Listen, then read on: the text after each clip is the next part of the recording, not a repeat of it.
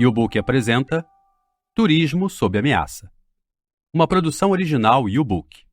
Narração Cláudio Amado. Entre as muitas tragédias no turismo causadas pela disseminação do coronavírus, aquelas em cruzeiros tiveram grande destaque. O contágio no mar provocou um terror geral, pois os navios se tornaram focos da doença e as pessoas a bordo compartilhavam boatos sobre os infectados. Confinados, os turistas vivenciaram o sofrimento de serem vítimas e agentes contagiosos, já que diversos portos recusaram a entrada dos navios. No começo, a quantidade de casos em alto mar crescia anormalmente, mas o vírus ainda era considerado um problema chinês. O primeiro navio a sofrer um grande surto foi o Diamond Princess.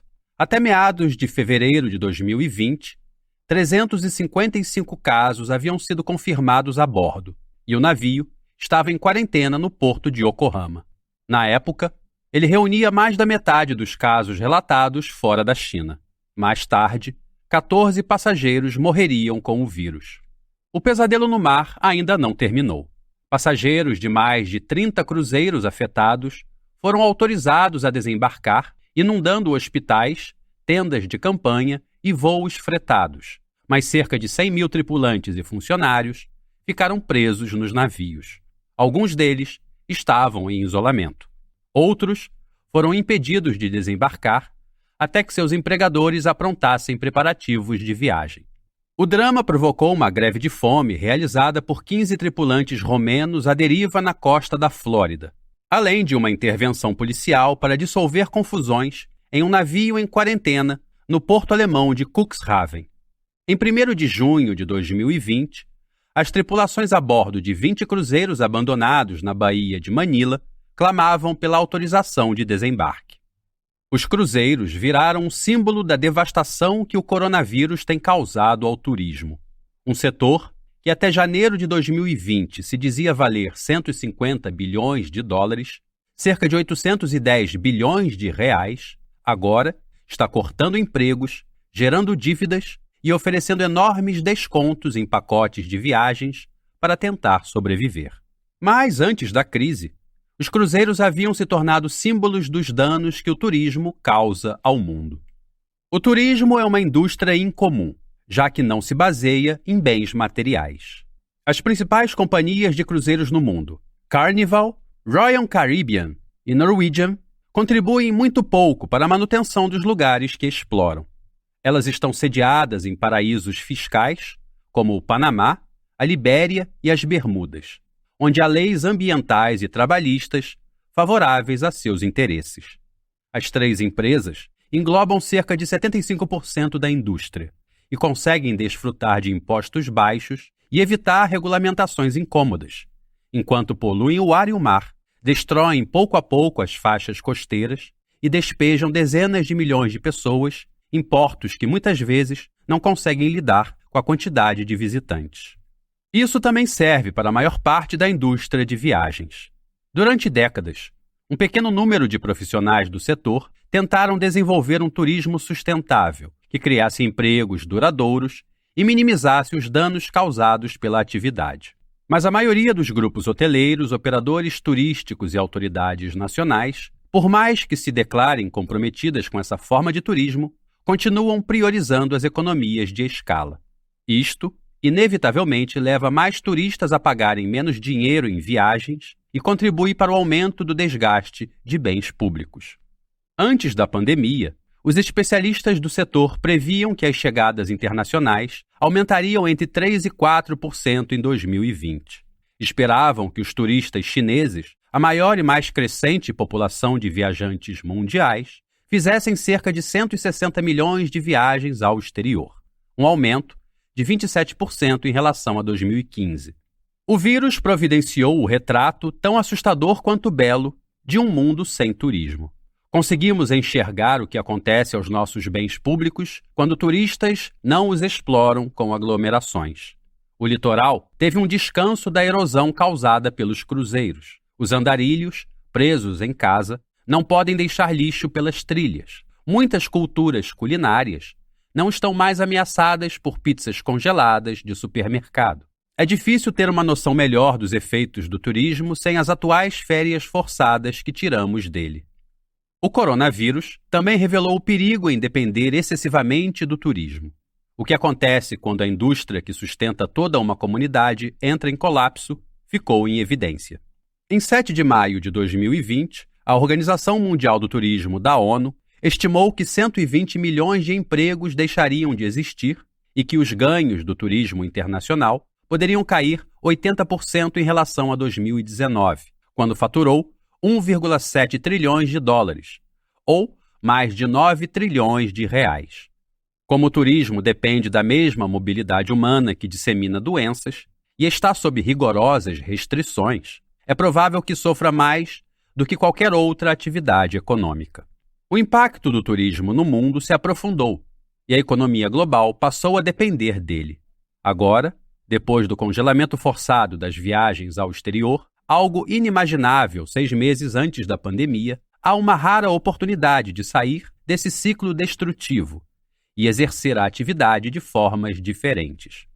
A indústria do turismo responde às acusações de impactos negativos no mundo com o argumento econômico. 1 em cada 10 empregos depende de atividades turísticas. Muitos governos se associam ao turismo, já que basta um hotel abrir para criar mais empregos. Além disso, a área também gera capital estrangeiro.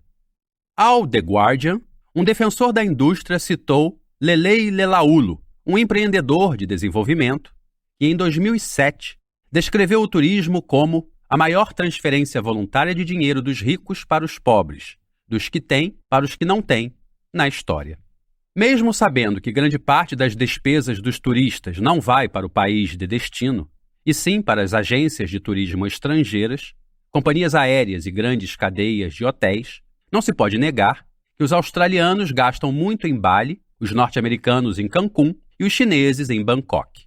Quando o fluxo de turistas chineses para a Europa diminuiu no final de janeiro de 2020, Melissa Biggs Bradley, fundadora da Indagare, uma empresa de viagens de alto nível e integrante da diretoria do Center for Responsible Travel, ouviu de seus colegas italianos que Roma estava devastadoramente vazia.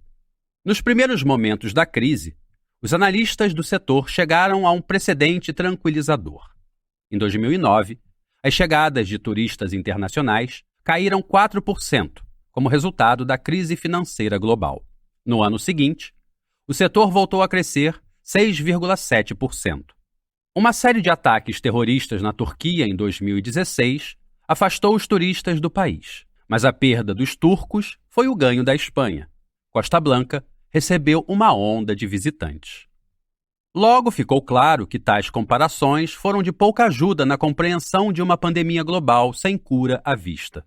No final de março de 2020, a Bernstein, uma empresa líder em pesquisas, divulgou uma nota sobre as perspectivas da indústria hoteleira que substituiu uma nota anterior, levemente desanimadora, por uma avaliação catastrófica.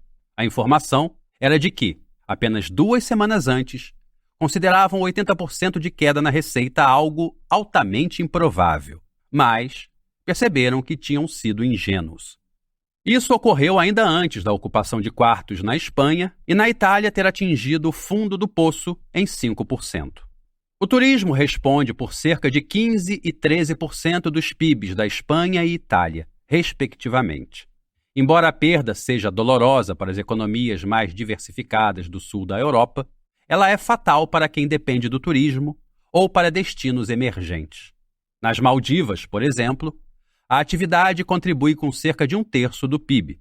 Na Geórgia, o número de visitantes aumentou mais que 4 vezes na última década. A indústria turística é responsável por mais de 50% da moeda estrangeira da Jamaica. Em abril de 2020, Edmund Bartlett, ministro do Turismo da Jamaica, lamentou as 0 chegadas no aeroporto de Montego Bay, as 0 chegadas no aeroporto de Kingston e os 0 hóspedes em hotéis. Também se solidarizou com os 300 mil que ficaram desempregados quando os sistemas de transporte, a colheita e as atrações turísticas pararam. Apesar de todo o dinheiro que a indústria costuma gerar, uma das desvantagens de permitir que um lugar seja absorvido pelo turismo é a forma como isso distorce o desenvolvimento local. Muitos agricultores vendem suas terras para a rede hoteleira, que aumenta radicalmente o preço dos alimentos. Os moradores locais ficam sem água, porque tudo é desviado para campos de golfe. As estradas são asfaltadas apenas em volta dos parques temáticos, mas não perto das escolas. Vista através da subordinação de economias a agentes externos, poderosos e inconstantes, a dependência do turismo é semelhante à dependência de ajuda em zonas de guerra. Em ambos os casos, a pior ameaça é a possibilidade de uma retirada súbita. Melissa Biggs Bradley apontou uma série de locais pequenos e vulneráveis que serão devastados, como as ilhas do Pacífico, que recentemente se tornaram populares devido à exploração turística do mergulho. De acordo com Melissa, esses lugares foram favorecidos pela enorme abertura de rotas aéreas nos últimos anos, mas, pouco depois, pararam de receber visitantes, gerando dívidas e desemprego. Sotny Japaridze é dono da Traffic Travel, uma agência de turismo de aventura que opera na Geórgia, Azerbaijão e Armênia. Ele conta que o vírus afetou muito seu negócio e quem depende dele. Japaridze emprega 3 pessoas em tempo integral, contrata cerca de 15 guias e motoristas durante a temporada de verão e envia grupos de turistas para cerca de 30 vinícolas, pousadas e hostels em todo o país. Sua empresa pode ser vista como um poderoso núcleo de difusão de renda que sustenta centenas de pessoas. No início da crise, Japaridze colocou seus funcionários em licença sem remuneração.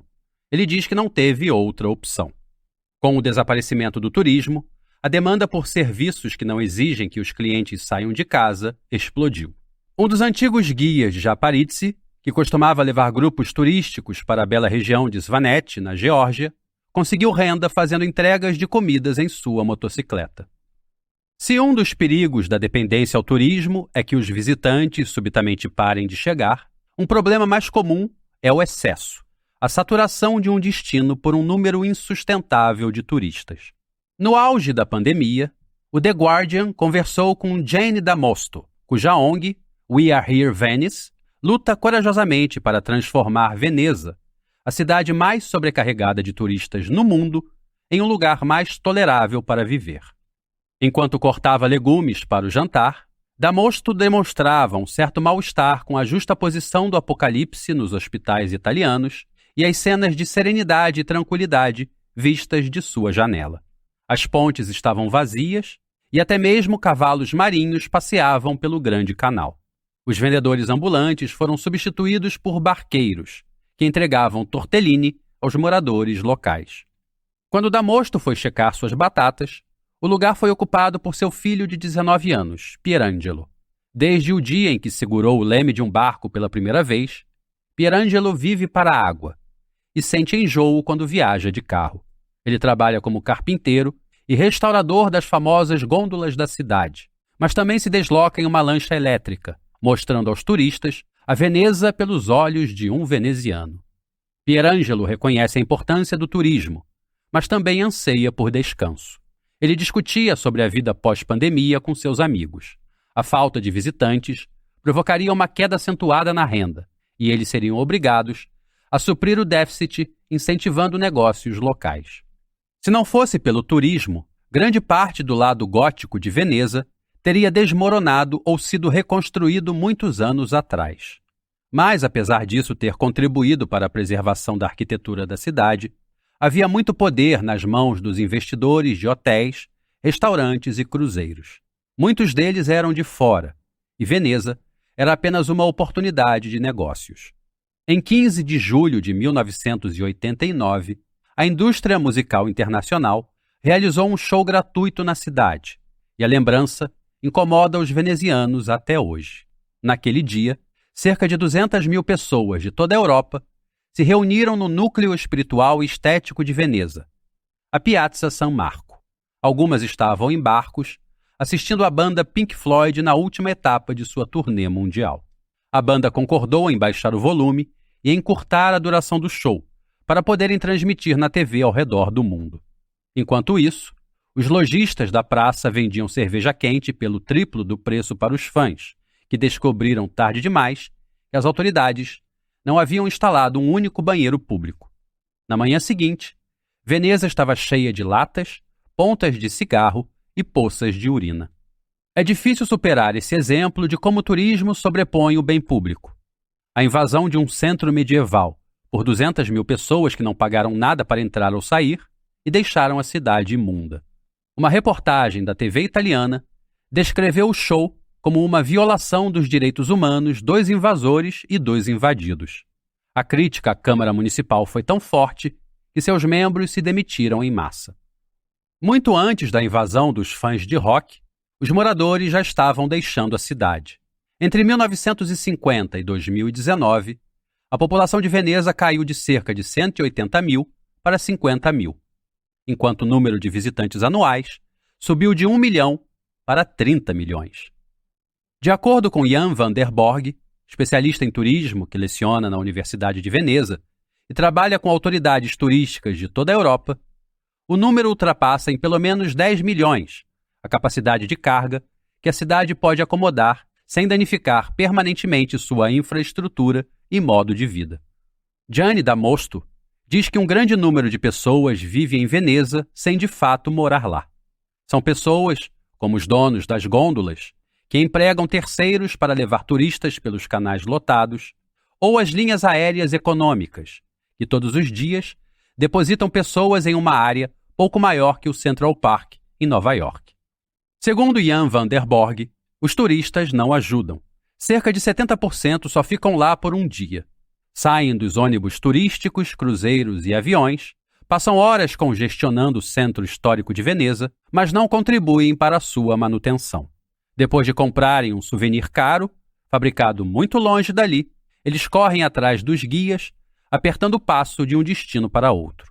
O elitismo orgulhoso do pensamento de Van der Borg e outros estudiosos do turismo defende que os visitantes de grande impacto e baixo valor deveriam ser menos bem-vindos do que viajantes independentes, que se hospedam em um hotel, comem em restaurantes locais, passeiam pelas igrejas menos conhecidas da cidade e terminam o dia bebendo um Bellini no Harry's Bar, como fez Truman Capote. Segundo essa linha de raciocínio, os turistas de qualidade contribuem o tempo inteiro para o bem-estar da cidade através de taxas, gorjetas e interações com outros seres humanos. Mas será que o pacote de férias está perdendo a força? Em 2019, um relatório da Associação Britânica de Agentes de Viagens apontou que, no Reino Unido, as pessoas que consideravam viajar para o exterior nas férias procuravam, acima de tudo, gastar menos. Venezianismo é um termo para o esvaziamento de um lugar devido à aglomeração de turistas.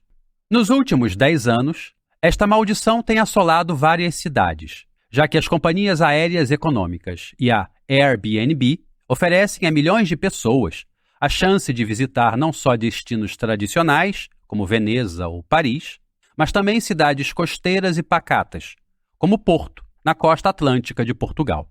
Estas cidades costumam estar completamente despreparadas para o número de turistas que se lançaram sobre elas. A vingança veio em julho de 2015, quando a Prefeitura de Barcelona aplicou uma moratória sobre novos hotéis. No ano seguinte, a Airbnb recebeu uma multa de 600 mil euros, cerca de 3,6 milhões de reais, por ter listado propriedades não licenciadas. A multa era apenas uns trocados para a empresa, cuja receita de um único trimestre excedeu 1 milhão de libras esterlinas, ou seja, 6,6 milhões de reais. Mas também era um sinal da crescente hostilidade contra uma indústria que poderia tornar uma cidade irreconhecível para os próprios moradores em um curto espaço de tempo. Em Dubrovnik, a cidade antiga estava perfeitamente preservada, mas foi invadida por visitantes após ter aparecido na série de televisão Game of Thrones. Em 2019, o prefeito fechou 80% das barracas de souvenir que entupiam o centro da cidade e impôs uma cota para os turistas que chegavam de ônibus e cruzeiros. Na Bélgica, Bruges recentemente limitou o número de cruzeiros que atracavam a qualquer momento em seus canais e cancelou toda a publicidade destinada aos viajantes matinais. É claro que existe um custo financeiro para limitar o turismo. Fermín Biar, presidente dos Amigos de la Rambla, que representa os interesses residenciais e comerciais da Rua Catalã, contou ao Guardian que La Rambla é, acima de tudo, um negócio. Todos os anos, mais de 100 milhões de pessoas caminham por lá. Imagine se cada uma delas gastasse apenas €1. O problema é que o turismo de massa expulsa outros negócios. A saída dos artistas e moradores locais, além do estresse causado na infraestrutura pelo número de visitantes, tem um custo próprio. Jenny Damosto avaliou que, em termos puramente econômicos, Veneza perde para uma indústria que se instalou em seu espaço e desvia grande parte de sua receita para outros lugares. Por trás das recentes campanhas contra o excesso de turismo está a crescente valorização dos bens públicos. Antes eram considerados infinitamente exploráveis, mas, na verdade, são finitos e valem mais do que o preço que uma visita reflete. Quem polui paga é um princípio econômico que vem sendo introduzido nas áreas da agricultura, manufatura e energia. A ideia é que, se qualquer negócio gera efeitos colaterais nocivos, ele deve ser responsável pela limpeza. Uma ideia semelhante, que não envolve só danos ambientais, mas também degradações culturais maiores ou danos aos modos de vida, deveria ser o princípio guia de uma indústria turística sustentável. O foco vem sendo em impostos turísticos, que visam reduzir o número de visitantes e, ao mesmo tempo, produzir mais receita. Essas medidas ainda são modestas. Amsterdã, por exemplo, recebe cerca de 7% das contas de hotéis, além de uma taxa de €3 ou R$ 18 por pessoa hospedada em uma diária. Ainda assim, elas representam o início de uma tendência que controla o turismo e o torna vantajoso para os locais, em vez do contrário. É necessária uma certa agilidade das empresas que vivem do turismo, mas que não desejam passar a imagem de que são indiferentes aos seus efeitos. O guia de viagens que a editora Fodor's publica anualmente mostra uma lista de destinos para não ir, ou seja, locais que as pessoas devem voluntariamente deixar de visitar. A lista de 2020 contou com a presença da Ilha de Páscoa e o complexo de templos cambojanos de Angkor Wat. Ao mesmo tempo, o guia também publica uma lista de 25 lugares para visitar nos Estados Unidos antes de morrer. Esta lista inclui o Big Sur, um trecho da costa californiana, que já teve uma faixa dizendo que o excesso de turismo estava matando o local. Olhar o distante Monte Quênia, das águas da selva africana, pode parecer uma saída para a crise. Mas ninguém nada na piscina infinita em Loizaba, um dos 3 alojamentos de safari em uma reserva de 23 mil hectares do mesmo nome há muito tempo. Menos de um mês antes de os voos para o país serem suspensos, em 25 de março de 2020, Tom Sylvester, CEO do Loizaba e veterano nesse ramo do turismo, contou que teve que demitir 90 funcionários. Como cada pessoa lá tem cerca de 10 dependentes, foi um impacto enorme. Os danos causados pelo colapso da indústria turística do Quênia são assustadores. A indústria vale 1,6 bilhões de dólares, cerca de 8 bilhões e meio em reais, e gera mais de 1,5 milhão de empregos. Depois de ter construído 24 unidades no leste da África, Elewana, a empresa hoteleira que opera os 3 hotéis de Loizaba, vem utilizando reservas de dinheiro para sustentar seus 2.000 empregados e suas famílias. Outra reserva, a Nachulai, colocou um pedido de doações em seu website para combater a fome entre as comunidades que dependem dela. Para muitos lugares, a única forma de se recuperar pode ser diminuir a quantidade de turistas. Mas o oposto acontece nos países onde a indústria turística se concentra no meio ambiente.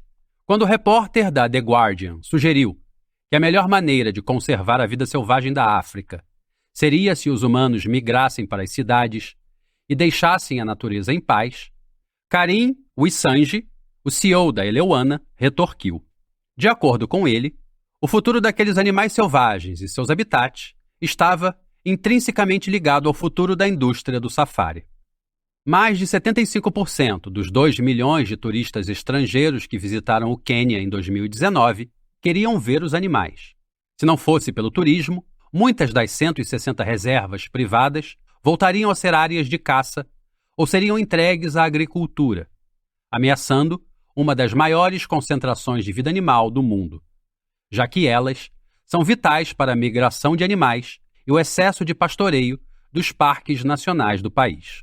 A competição por terras de pastagem, especialmente em tempos de seca, intensificou o conflito de longa data entre as necessidades das comunidades locais e a vida selvagem da região. Paula Carrumbo, CEO da organização de conservação Wildlife Direct, escreveu ao The Guardian que a maioria dos jovens quenianos considera a vida selvagem irrelevante, algo que beneficia poucos, como visitantes ricos ou proprietários brancos de terras.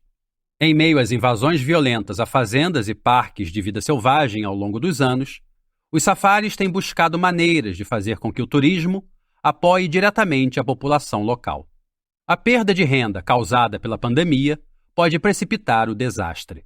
Em 21 de abril de 2020, a Conservação Internacional, uma ONG norte-americana que protege áreas de biodiversidade excepcional, relatou que houve um aumento alarmante da caça furtiva de animais selvagens e de marfim no Quênia.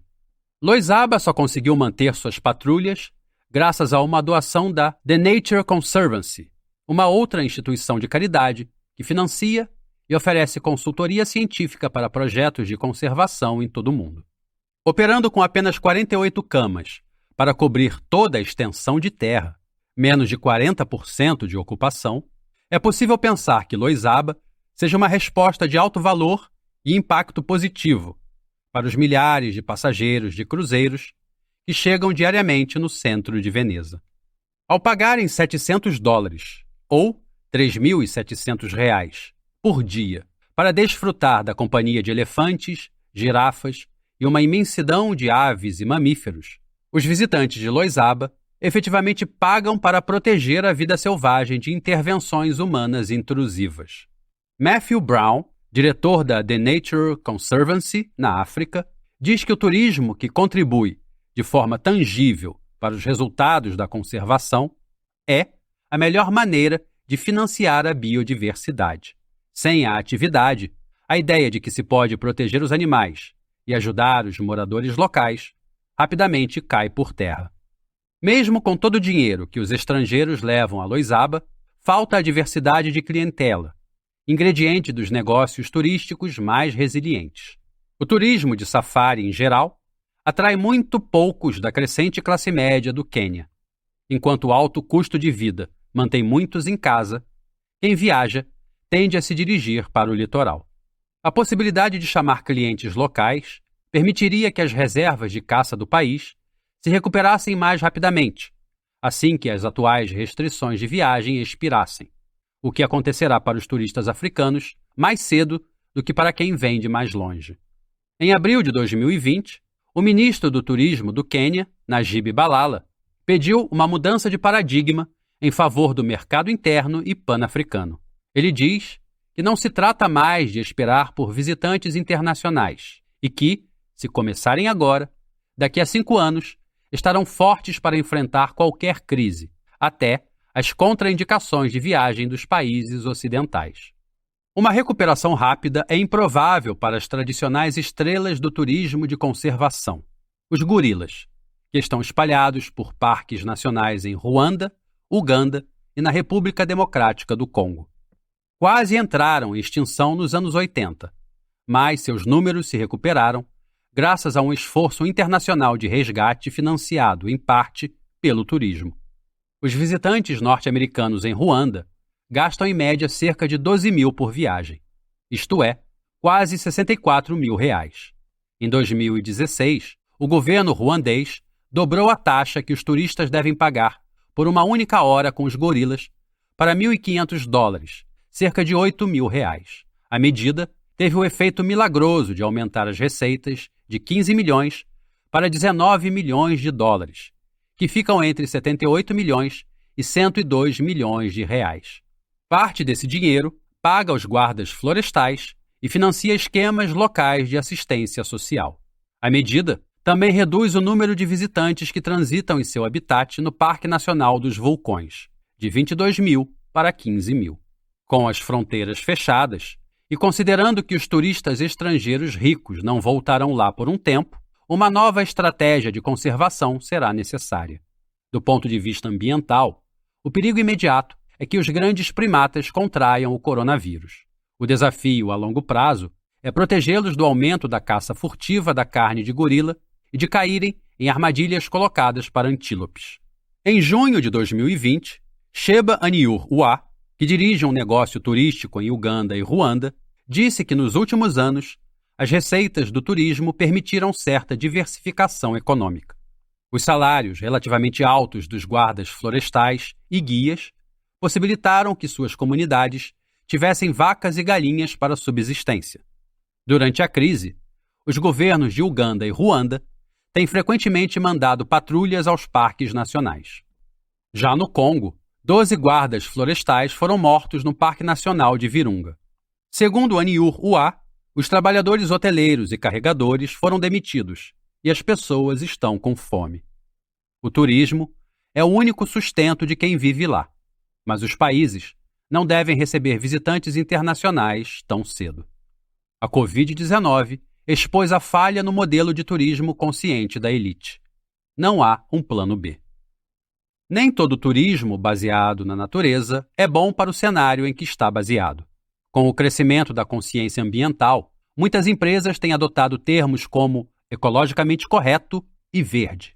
Ainda assim, de acordo com o órgão que avalia a sustentabilidade do turismo, as experiências que vendem não são nada disso. Alguns viajantes não percebem que voar pelo mundo e se sentar em uma cabine feita de árvores extraídas ilegalmente não é tão ecologicamente correto quanto suas fotos no Instagram sugerem. Outros não gostam do custo da sustentabilidade. Uma pesquisa realizada pela empresa de viagens TUI, em 2017, mostra que, enquanto 84% dos turistas europeus consideram importante reduzir sua pegada de carbono, apenas 11% estão dispostos a arcar com os custos adicionais de férias sustentáveis em vez de comuns. Nos últimos anos, alguns países tentaram construir o turismo voltado para a vida selvagem. A Indonésia, lar do maior lagarto do mundo, o dragão de Komodo, é um deles. Em 2019, o governo anunciou um plano para transformar a cidade de Labuan Bajo, o ponto de acesso para as várias ilhas do Parque Nacional de Komodo, em um dos 10 de seus principais destinos turísticos. O plano é chamado de 10 Novas Balis. A ideia não é aliviar a pressão sobre a ilha de Bali, para a qual se planeja um novo aeroporto de grande porte. É copiar seu sucesso em atrair milhões de turistas por ano. No processo, a combinação de praias agitadas, a crescente escassez de água e as montanhas de lixo também podem ser replicadas nos outros 10 destinos. Um correspondente da CNBC, que visitou Labuan Bajo em janeiro de 2020, disse que antes era uma pequena vila de pescadores. Agora está sobrecarregada pelo processo de crescimento da cidade e a construção ininterrupta de restaurantes e hotéis. Entre 2008 e 2018, o número anual de visitantes ao Parque Nacional Komodo subiu de 44 mil para 176 mil. O que mais atrai, além da própria natureza, é o preço. Glenn Wapett, um ex-militar britânico que faz a navegação em iates no leste da Indonésia, conta que os turistas podem pegar um voo de $50 saindo de Bali para o novo aeroporto de Labuan Bajo. De lá, é possível ficar em um albergue, pegar um dia de barco para ver os dragões e ainda receber troco. Isso contando com o ingresso do local. A Lonely Planet indicou as ilhas do Parque Nacional de Komodo como o melhor destino econômico de 2020, antes de a editora ser atingida pelos efeitos da pandemia e suspender boa parte de suas atividades comerciais em abril. A preferência da Indonésia pelo turismo de massa frente ao turismo de elite tem sido guiada pelo ingresso de 2 milhões de jovens no mercado de trabalho a cada ano. Mais turistas significam mais empregos. Afinal, mesmo que o gasto per capita seja baixo, um grande número de visitantes precisa de mais garçons, motoristas de táxi e guias marítimos do que uma quantidade menor que gaste mais nos serviços. Mas, como o número de visitantes das ilhas aumentou, a população de dragões diminuiu. As práticas de acasalamento foram perturbadas pelos turistas. A caça furtiva de veados esgotou sua principal fonte de alimento e a extração de madeira destruiu seu habitat.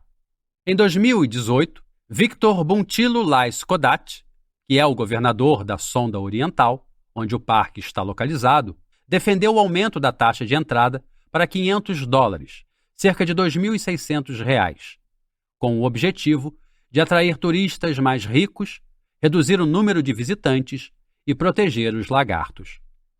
Em março de 2019, depois que contrabandistas roubaram mais de 40 dragões de Komodo, sua administração anunciou que a ilha de Komodo, lar de cerca de 1.700 lagartos gigantes, fecharia por todo o ano de 2020, para permitir a recuperação dos répteis e dos cervos de que se alimentam, além de seu habitat comum. As tentativas do governador para conservar a principal atração da região não foram aprovadas pelos moradores locais, que vivem do turismo. Glenn Wapet lembra que houve uma enorme repercussão entre as empresas de mergulho, hotéis e restaurantes. Eles exigiram que os turistas fossem admitidos em Komodo e, em outubro de 2019, o governo nacional rejeitou a medida e o plano foi cancelado. Mas o coronavírus está conseguindo fazer o que o governador da Sonda Oriental tentou. A entrada no Parque Nacional do Komodo foi proibida para todos, exceto as comunidades pesqueiras locais. Os dragões se alimentam de veados e peixes, que, segundo amigos de Glenn Wapet, voltaram a aparecer em números espetaculares. Ainda assim, não é difícil imaginar o que vai acontecer quando o turismo se tornar viável novamente. Em 14 de abril de 2020, o ministro das Finanças da Indonésia previu que o comércio turístico congelado poderia deixar mais de 5 milhões de indonésios desempregados. A menos que criem empregos de outra forma, assim que os voos forem retomados, os turistas serão incentivados a voltar e os dragões estarão mais uma vez sob ameaça. Em 7 de maio de 2020, a Organização Mundial de Turismo da ONU sugeriu que a crise do coronavírus afetaria tanto a indústria que o progresso para tornar o turismo sustentável não seria apenas interrompido, mas revertido, principalmente por ter que se adequar às novas orientações de segurança e mudanças climáticas. De fato, desde o início da crise, as empresas aéreas e de cruzeiros têm feito uma grande campanha para a isenção de impostos e relaxamento de normas ambientais. Da gasolina e os resíduos dos jet skis aos agrotóxicos jogados nos campos de golfe, o prazer inocente do turista parece ser mais um golpe contra o pobre e velho planeta. Sem contar com os alimentos esquecidos na geladeira, os produtos químicos usados para lavar os lençóis de cada noite em um Airbnb e do combustível cancerígeno queimado pelos cruzeiros, além das emissões de carbono. Um estudo da revista Nature Climate Change publicou um estudo de que o turismo atinge muito mais o carbono do que as outras áreas de desenvolvimento econômico. Entre 2009 e 2013, a pegada global de carbono da indústria cresceu para cerca de 8% das emissões globais de gases de efeito estufa. A maior parte é gerada pelas viagens aéreas. O estudo também aponta que o rápido aumento da demanda turística está superando a descarbonização da tecnologia voltada para o turismo. Por mais destrutivo que seja, o coronavírus nos ofereceu a oportunidade de imaginar um mundo diferente. Um mundo em que começamos a descarbonizar e não viajamos. A ausência do turismo nos obrigou a considerar formas de diversificar, controlar e reduzir sua dependência na aviação global, que é um desastre em termos de emissão de carbono. Para Komodo, na Indonésia, o final alternativo envolveria menos visitantes que pagam mais para visitar o Parque Nacional.